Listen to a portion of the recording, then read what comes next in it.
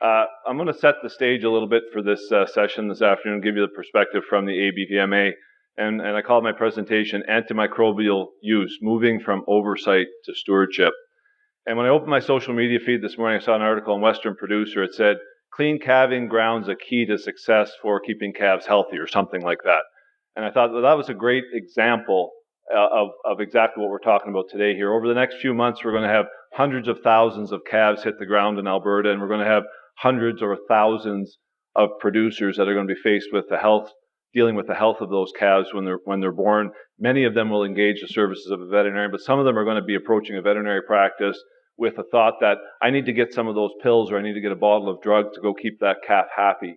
And our job as veterinarians, as the association, as veterinarians, is to change that conversation from what do I need to do to get that antibiotic to having a conversation about how to manage those calving grounds to avoid those calves getting sick in the first place. I think that's a good example of what we're talking about.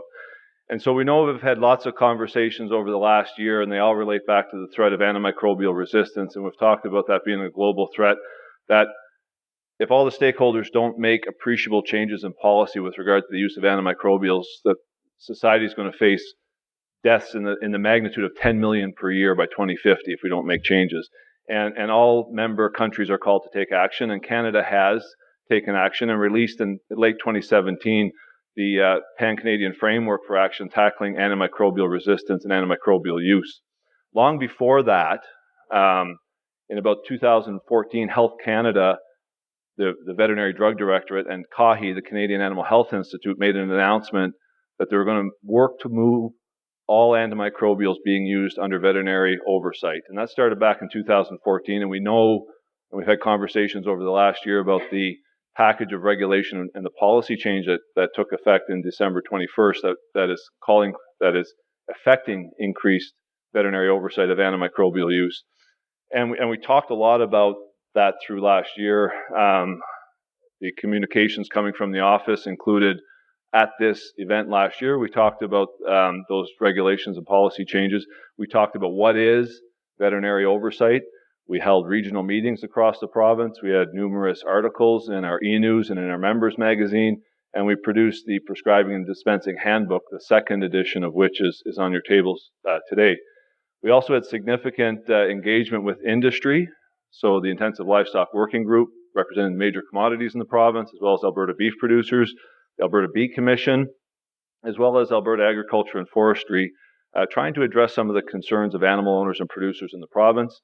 And all of that communication is undertaken with regards to Council's strategic direction that they adopted last year, which was to prepare the veterinary teams for this increased veterinary oversight of antimicrobials.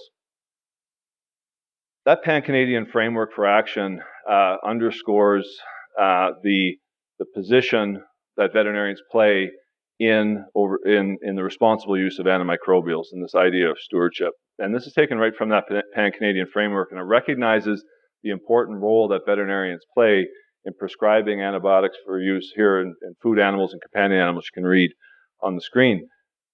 This speaks to the oversight piece, and we talked a lot about what is veterinary oversight. It is that professional involvement of the licensed veterinarian in providing that direction, and that's all towards a goal of making sure when an antimicrobial is indicated that it's used properly. It's the right drug at the right dose for the right duration. And we recognize that veterinarians, through their education, experience, and accountability, importantly, through regulation, can provide the guidance on the appropriate use of that antimicrobial. But the oversight piece is only one part of stewardship. And so what I want to dive into is stewardship a little bit. Now, this is the definition of stewardship taken from Merriam-Webster's, and simply stated, it's the act of stewardship is the careful and responsible management of something, in this case antimicrobials, entrusted to one's care. And veterinarians and the veterinary team are identified as being a key steward, a key player in the use of antimicrobials. And so there's a trust here placed in veterinarians in our profession to make sure they're used responsibly. If we look now at the definition of antimicrobial stewardship, this definition appeared in the CVMA document called Increased Veterinary Oversight of Antimicrobial Use, a Pan-Canadian Framework of Professional Standards for Veterinarians. And we worked on this definition back in 2016, and I think we'd probably change some of the words in it, but basically it's the term antimicrobial stewardship has been used to describe this multifaceted and dynamic approaches. So it's a lot of different activities that come together to try to sustain the clinical efficacy of antimicrobials. So it's preserving access to drugs that are going to continue to be used and effective not only for animal agriculture, animal use, but also for human use and public health. And so it speaks to the activities that can be used to optimize the use of antimicrobials through alternatives, including things like vaccination, management changes, facility changes, and antimicrobial alternatives. So think back to the example I gave at the first, where a veterinarian engages with a producer, make management changes, how they manage their calves in the spring calving grounds to avoid use of antimicrobials. And we're going to hear more from veterinarians about some of those practical applications of stewardship activities. The second part of the stewardship is the oversight piece. And so when antimicrobials are required, stewardship also includes the proper oversight to ensure the right drug, the right dose, the right duration of treatment. So what we're talking about is shifting the conversation from oversight to stewardship. Antimicrobial stewardship is what veterinarians do, and we need to promote that more to the public, to industry, to animal owners. We expect that through 2019, our ABVMA communications are going to shift over to stewardship activities that will promote the success stories of veterinarians that are engaged with animal owners, and we'll hear about some of those today. We're going to promote that veterinarians are stewards of animal health and welfare. So those activities that veterinarians can engage in with animal owners that will help avoid the use of antimicrobials by keeping animals healthy in the first place. And that's also going to promote the value of the profession. And through much of our discussion with industry, we heard from some of the concerns being, how do I access my antimicrobials? What are the steps I have to take so I can get the antimicrobials for my animals, for my operation?